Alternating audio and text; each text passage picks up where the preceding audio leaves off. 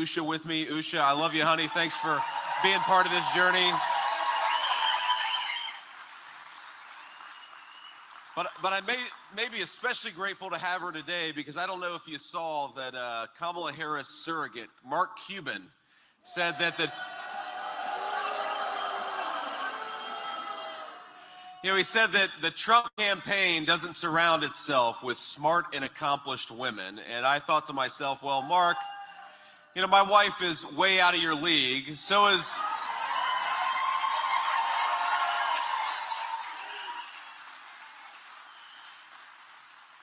Melania Trump, by the way. So is Susie Wiles, who's running the Trump campaign.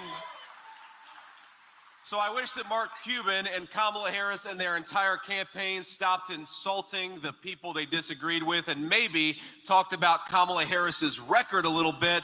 But the reason I think they've decided to insult people is because they don't have a record to run on.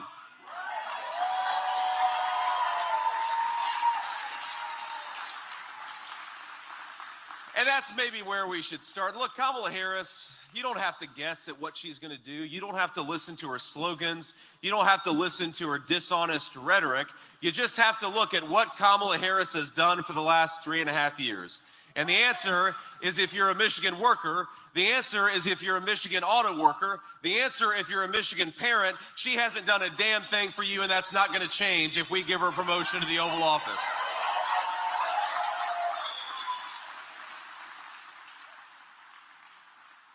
Now, that's one of the reasons why I've got to be honest with you. I feel pretty bad for Governor Tim Walz, my Democratic colleague, who's got to go around the country when he's not hiding in the basement like his running mate. He's got to go around the country and pretend that somehow Kamala Harris is going to fix the very problems that she has been creating over the last 3.5 years. And again, you don't have to guess at what Kamala Harris is going to do. She's been in power for almost 4 years, and what has she done? She cast... Not good. It's not good. She cast the tie-breaking vote on trillions of dollars of new spending. That's one of the reasons why Michigan families can't afford groceries. She has gone to war against the American energy sector. That's one of the reasons that Michigan folks are paying 40% higher prices for gasoline and a whole host of other things. She says she cares about securing the southern border, but during her actual time as border czar, Kamala Harris opened the American southern border, flooding our communities with fentanyl and tons of illegal migrant crime. That is the actual record of Kamala Harris. Now, I got to say, she's been in politics for so long, I think that she lost any sense of shame. Because when she campaigns out there in Michigan and everywhere else, what she says is on day one, she's going to make Michigan groceries more affordable. And she says on day one, she's going to get serious about border security. And I think any of us, all of us, with a lick of common sense are saying, Kamala, day one was 1,400 days ago. What the hell have you been doing the whole time? Stop talking about doing your job and go and do it.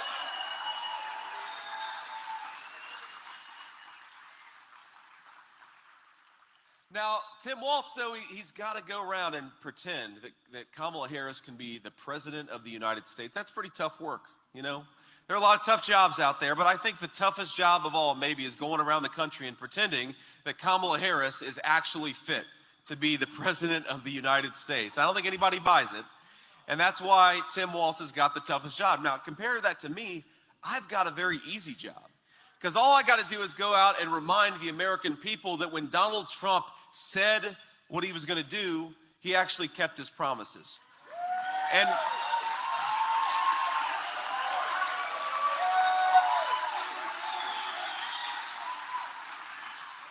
when Donald Trump talks about all of these common sense economic proposals, you don't have to guess at whether he's going to keep those promises because he was already president for 4 years. And what was the result of Donald Trump's leadership? Number one, we had the lowest inflation in a generation in the United States of America, 1.5%. Think about this. Over the 4 years that Kamala Harris has been vice president, the cost of goods for Michigan families has gone up about 25%.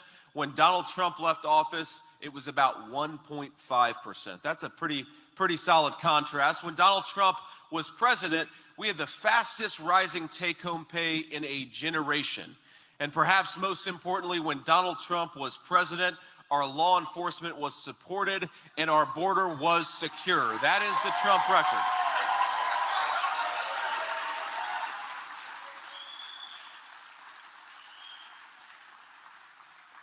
So I get to go around and brag about my running mate's record, and Tim Walz gets to go around and try to pretend that somehow, if we give Kamala Harris a promotion, she's going to do something over the next 4 years that she hasn't done over the last 4 years.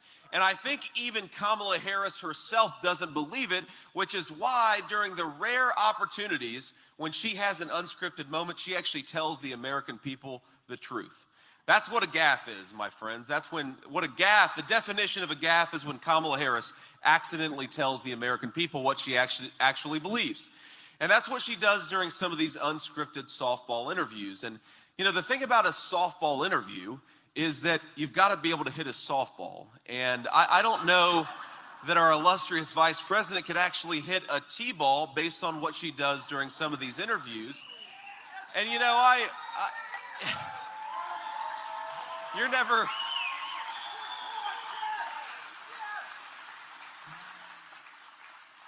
I see they have a garbage truck in the background. We'll get to that in a second.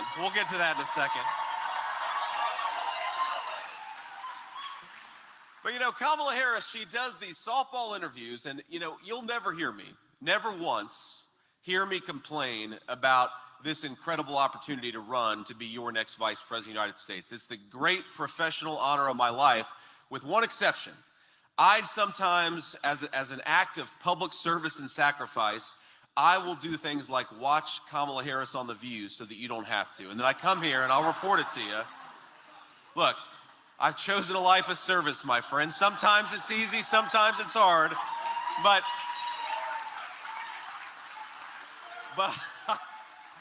I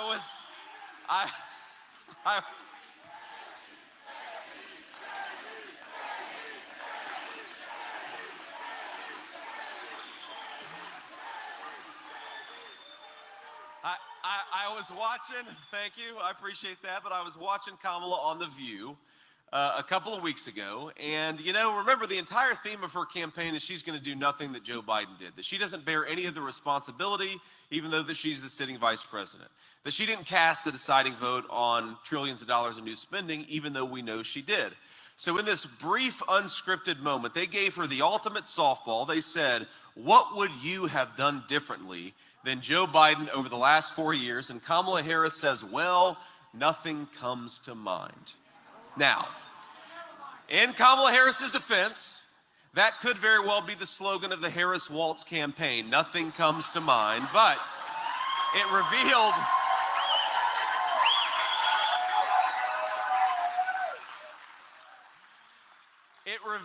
the truth of the matter, that to vote for Kamala Harris is to vote for more of the same. A vote for Kamala Harris is a vote for more of the same wide open southern border. It's a vote for more of the same fentanyl flooding into our communities. It's a vote for more of the same violent crime that we've seen on the rise during Kamala Harris's leadership. It's a vote for more of the same increase in the cost of groceries and the cost of housing. It is a vote for more of the same incompetent and failed leadership. And I think the state of Michigan, we're going to vote for a change. We're going to vote for common sense. We're going to vote for Donald J. Trump to get back in the White House.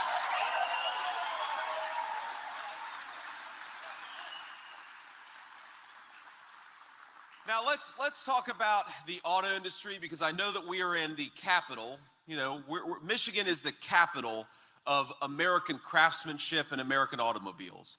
And one of the things that you look at Kamala Harris, she has actively gone out there and bragged that she wants to raise your taxes to subsidize purchasing electric vehicles made in communist China. This is one of the reasons why Donald Trump wants to make auto loan payments deductible, so that you can get lower taxes for buying American-made automobiles that'll help the Michigan auto workers who make them.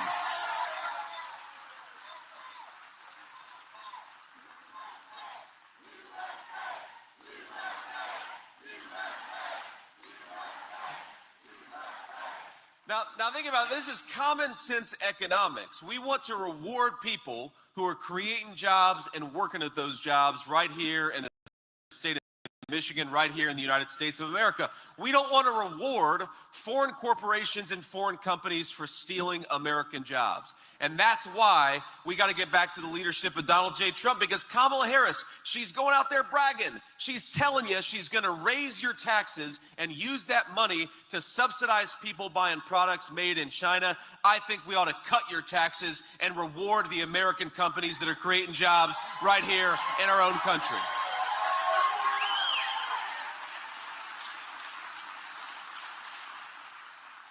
And I hate to say it, my friends, it's not just plans and it's not just proposals. We are seeing in action the effect of Kamala Harris's policies. Did anybody see the jobs report that came out this morning? While Kamala Harris goes out there and brags about the economy being great, we've got Michigan families who can't afford the price of groceries, and importantly, over the last month, our country lost 28,000 private sector jobs. And it gets even worse than that. We lost 46,000 manufacturing jobs.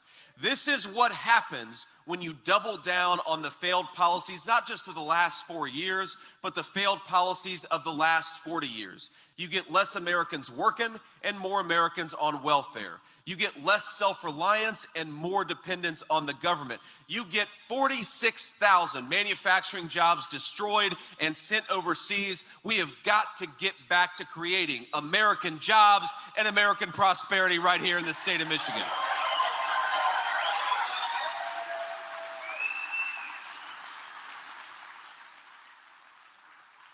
We cannot keep doing more of the same and expect different results. We have got to take this country in another direction.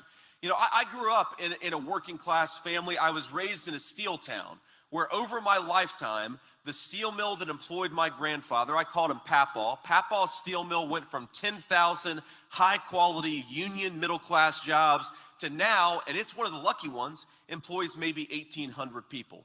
That is what happens when you have the failed leadership. Again, not just of the last 4 years, but of the last 40 years. There was one exception, one period where we had rising take-home pay, one period where we started to reinvest in the American worker and in American industry, and that was the 4 years when Donald J. Trump was president. But we got to get back to it.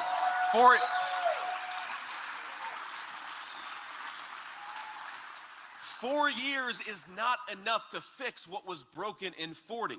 Look around this state. Look at your communities. Look at what's going on. These people are asking us to trade good manufacturing jobs for jobs that don't even support a middle-class family. They're asking us to trade safety in our own communities for fentanyl being flooded in by the Mexican drug cartels. I'd like to have a president that wants to create good American jobs for Michigan workers. Kamala Harris is creating jobs for the Mexican drug cartels, and we've got to go in a different direction. It's very simple. Here's what the effect of this is. Think of this. Our people are telling us that the economy, 80% of our fellow citizens are telling us the economy is going in the wrong direction. 9% of the credit card balances in the United States of America are delinquent, and that number is going up by the day. Our people are telling us they can't even afford to pay their bills, and we have an opportunity to give them new leadership and to take this country in a different direction. Michigan, in 4 days, are we ready to do exactly that?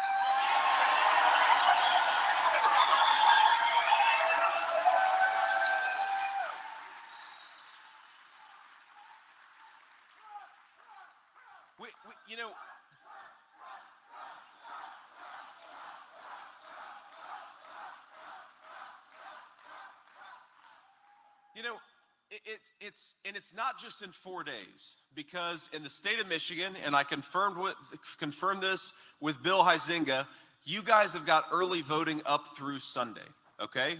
So you've got an opportunity to vote early, and we ought to do it. We ought to take advantage of every opportunity that we have to vote. Who has voted early in this room? Great, great. Well, we got another couple of days, and here's the game that's being played. The Democrats are trying to bank as many votes. Kamala Harris is trying to bank as many votes as physically possible so that they can have as big of a lead on election day. So think about it, it's like a football game where you start the game down by 3 touchdowns, okay? Well, let's start the game tied so that on election day, we get over the finish line and we win the game and make Donald J. Trump the next president of the United States. That's all we got to do.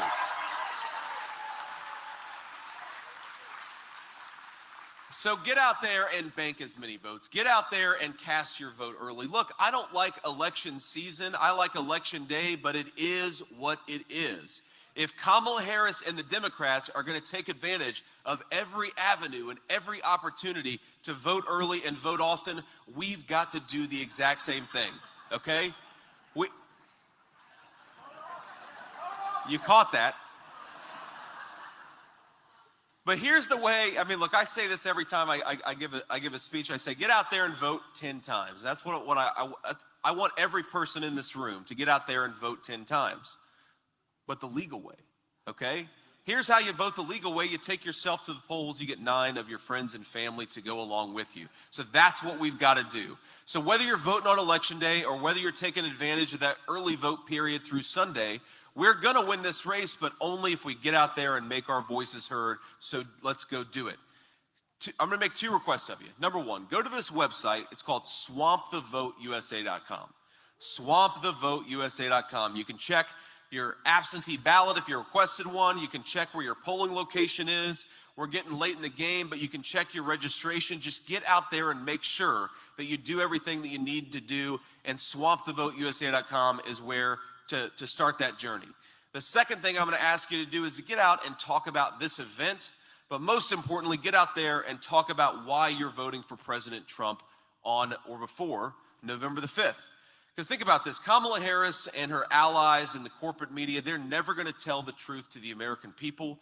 You know who can tell the truth? Us. We can.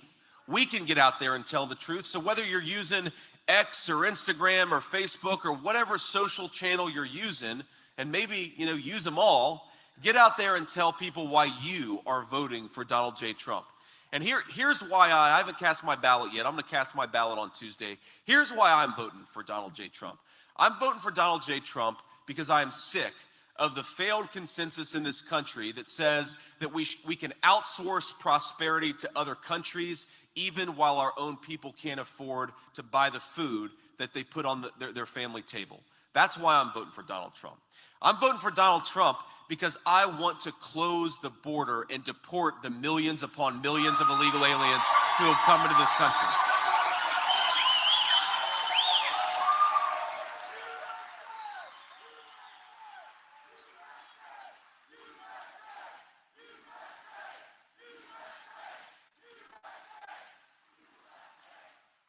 I'm voting for Donald Trump because I want my kids, we've got a 7-year-old, a 4-year-old, and a 2-year-old. I want them to grow up in a safe country.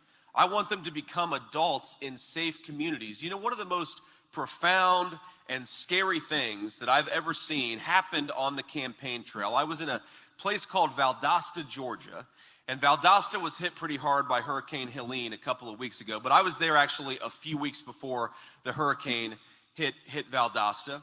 And I was taken by the local sheriffs, the local law enforcement, into what they call the interdiction room. And you go into this room and there's, bags of marijuana, there's bags of pills, there's a bunch of illegal guns, because the media doesn't talk about this, but one of the main businesses of the Mexican drug cartels is to bring illegal guns into our country. And for all the Second Amendment people out there, we really have a very stark choice here. Kamala Harris wants to facilitate the drug cartels running illegal guns, but wants to confiscate legal citizens from exercising their Second Amendment rights. Donald Trump wants to empower you to exercise your Second Amendment rights, and he wants to go after the illegal gun running of the Mexican drug cartels. I think that's common sense.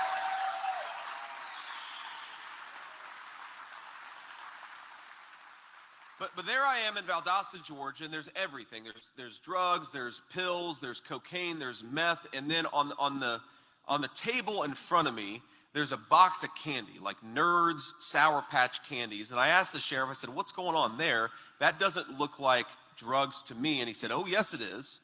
Because what the Mexican drug cartels have figured out is that they disguise refined THC and fentanyl as childhood candy, they make it easier to get into our country. They make it easier to traffic into the United States of America. And all of us know exactly what's going to happen is that at some point, one of those packets of candy is going to end up on an American playground, and an American child is going to open up a piece of candy and is going to pay for that with their lives. And I think about my kids, and I think all of us with kids or grandkids or even just kids in our lives know that every child eventually is going to make some mistake. Some mistakes are big and some mistakes are small. Do you know how many parents of children I've talked to, parents of teenagers, whose kids took something under peer pressure in the last few years, but it was laced with fentanyl, and so that child paid for that childhood mistake, not with a headache or with a lecture from their parents the next morning. They paid for that mistake with their lives.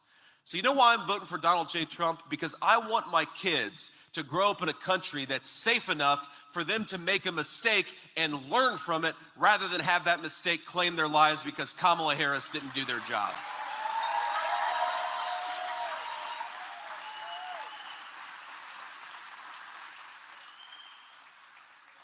I'm voting for Donald Trump because while the media attacks him relentlessly, we all saw just a few weeks ago that he was a man who showed true courage under fire. Because when an assassin tried to take his life in Butler, PA, or a few weeks later when a second assassin tried to take his life again in Florida, the president, after that second assassination attempt, he called me. And he said, JD, they tried to do it again. I said, well, what did they try to do, sir? He said, well, they just caught a gunman. He was going to try to shoot me. And, I asked him, how are you doing, sir? And he said, I'm doing okay. And I said, but, not just physically, like, how are you actually doing? This is a pretty traumatic thing to happen. It just happened a second time in 2 months. And he said, well, I'm kind of pissed off because I was about to make a birdie on the 6th hole and the Secret Service wouldn't let me finish. And, I chuckled, but I thought that's the type of person you want in the Oval Office at a time of world crisis. You want the person who laughs it off, who can joke about tragedy. You want a person who can show defiance at a traumatic moment and not run away from the friendly American media, which is what Kamala Harris does. That's one reason why I'm voting for Donald Trump. And another reason I'm voting for Donald J. Trump for president? I'm voting for President Trump because he respects his fellow Americans enough to try to persuade them rather than try to censor them. And that is maybe the biggest and most profound difference between Kamala Harris and Donald Trump. You hear all of these Democratic Party stooges, these mouthpieces on cable news say that Donald Trump is a threat to democracy. You know what I think is a real threat to democracy? That Kamala Harris wants to censor people who engage in speech that she disagrees with. The real threat to democracy is the attack on the First Amendment coming from Kamala Harris. And Donald J. Trump and I are going to fight for your right to speak your mind, even if we disagree with you, because that's what the Constitution says.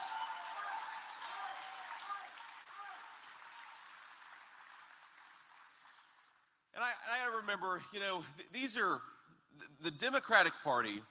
And look, I was raised by two blue-collar Democrats. My mama and papaw, they always said they voted for Democrats because Democrats were the party of working men and women. And I just don't think that's true anymore. That's why I'm standing here as your Republican vice presidential nominee, is because Democrats have given up on working men and women in this country. And if you look at the coalition that we've assembled here, from Nikki Haley and Brian Kemp on the right to Tulsi Gabbard and Bobby Kennedy on the left, we want common sense back in government, and that's why we're supporting Donald Trump.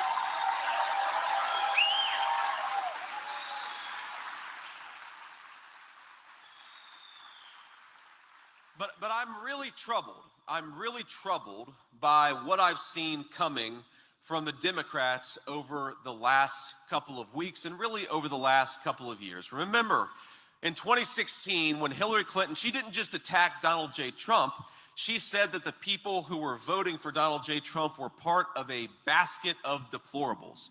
She called you deplorable simply because you felt differently from her about questions of politics in this country. And I think it's important, my friends, that we in this room, we in this hangar, we in the Republican Party, we don't take that bait. And one piece of advice I'd give as the person who wants to be your next vice president is, in this election, I'm sure that every person in this room thinks or has a person in their life, a friend, a family member, maybe an acquaintance, maybe an old classmate, who they think is going to vote the wrong way. And I'm going to make two requests of you. First of all, spend the next 4 days trying to convince them to vote the right way, because the country really does depend on it. But the second thing I'm going to say is, don't discard our friends and family because they have the wrong political opinions. That would be taking the Democrats' bait. Friends and family are far more important than wrong opinions, and we in this party believe that we're a big enough country to disagree about matters of public policy, but still have dinner with one another afterwards.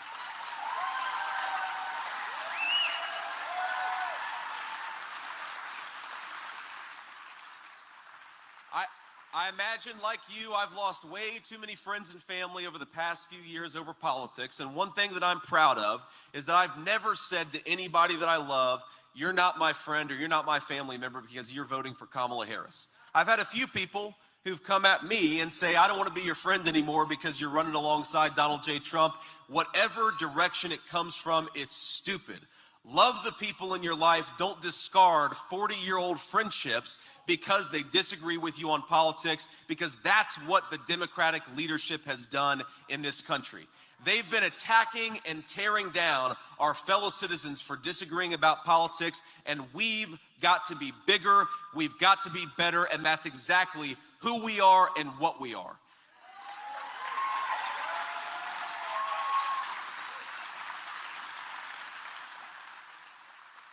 Because think about this campaign. Kamala Harris, she can't tell you that she's lowered your grocery prices because thanks to her policies, your grocery prices are higher. She can't tell you that she's closed down the southern border because thanks to her policies, the southern border is wide open. She cannot tell you that her policies have lowered housing prices because thanks to what Kamala Harris has done, the American dream of homeownership is more unaffordable today than it ever has been in the history of this country. What she can do instead is that she can attack her fellow citizens, and that's exactly what she's doing. She's trying to distract from her own failures as a leader by attacking the people who dare to criticize her and vote for Donald J. Trump for president. And I've never in my life seen a person who wants to be the president of the whole United States of America who seems to greet her fellow citizens with such disdain and such hatred. And that's what we're seeing coming. We have a garbage truck behind us. Why do we have that?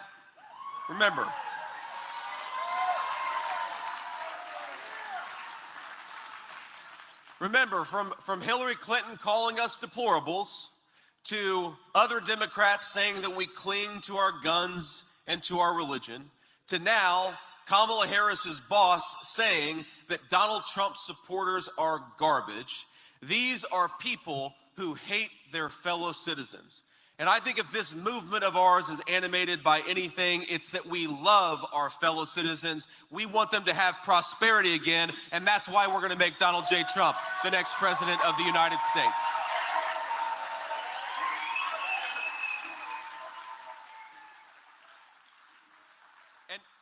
And to my fellow citizens, you are not garbage. We are not garbage for being pissed off that the country just lost 46,000 manufacturing jobs in a month. We are not bad people for thinking that Kamala Harris ought to do her job and close down the damn border. We are not bad people for wanting our fellow citizens to be able to afford the price of groceries. We love this country. We're fighting for this country, and we are going to deliver prosperity back to the United States of America in 4 days when Donald J. Trump comes back to the White House.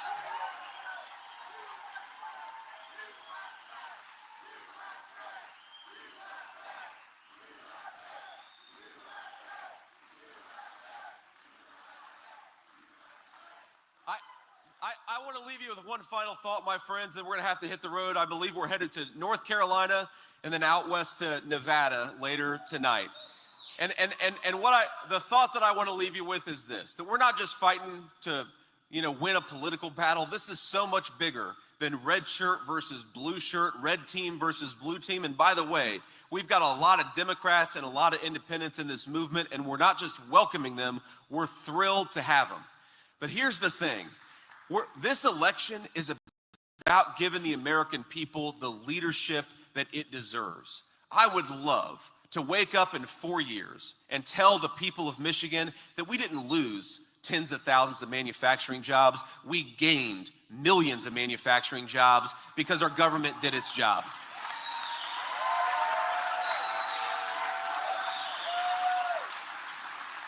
To all the people who have lost a loved one from a fentanyl overdose brought in through Kamala Harris's open border, I would love to be able to stand here 4 years from now and say, we helped save the lives of our fellow citizens because we closed down that border and went to war against the Mexican drug cartels.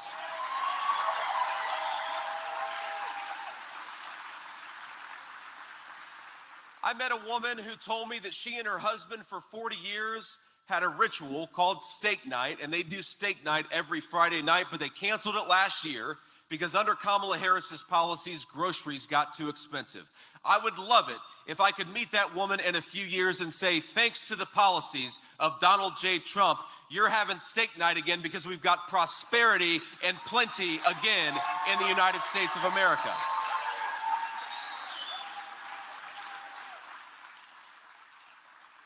And I frankly would love if the Democratic Party got such an ass kicking in 4 days, excuse my language, that they nominated politicians that while we may disagree with them on policy, they never again tried to call their fellow citizens garbage for disagreeing with their broken leadership. Let's go make Donald J. Trump the next president of the United States, my friends.